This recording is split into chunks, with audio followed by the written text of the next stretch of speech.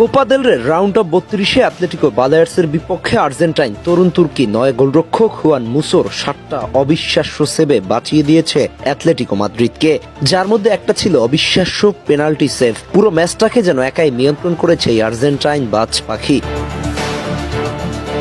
তাহলে আমরা প্রথমেই দেখে আসবো মুসোর সেই অবিশ্বাস্য পেনাল্টি সেভটি। ম্যাচের তখন ৭৯তম মিনিটে ডিবক্সের ভেতরে একটা হাই ক্লেম সেভ করতে গিয়ে অ্যাটলেটিকো বালেয়ার্সের একজন খেলোয়াড়ের মাথায় আঘাত করে বসে মুসো। রেফারি ভিআর চেক করে পেনাল্টি দেওয়ার সিদ্ধান্ত নেয়, আর তখনই বাজ পাখি হিসেবে আবির্ভাব ঘটে আর্জেন্টাইন তরুণ তুর্কি গোলকিপার মুসোর। বাদিকে ঝাঁপিয়ে পড়ে দারুণভাবে পেনাল্টি ব্লক করে দিয়েছেন মুসো, যেন ইমিলিয়ানো মার্তিনেজের ফটোকপি। এছাড়া পুরো ম্যাচ জুড়েই অ্যাটলেটিকো মাদ্রিদের অতন্দ্র প্রহরী হিসেবে ছিলেন মুসো।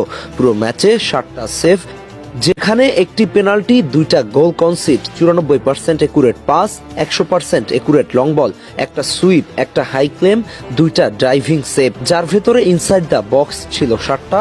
ফুটমোবের প্রকাশিত রেটিং অনুযায়ী তার রেটিং ছিল 9.2। একেবারে ক্লিনিক্যাল পারফরমেন্স যাকে বলে।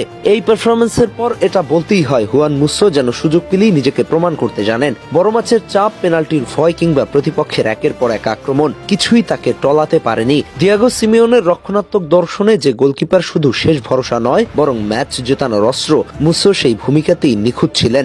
আত্মবিশ্বাসী পজিশনিং, দ্রুত রিফ্লেক্স আর নেতৃত্ব গুণে তিনি পুরো ডিফেন্স লাইনকে সাহস জুগিয়েছেন।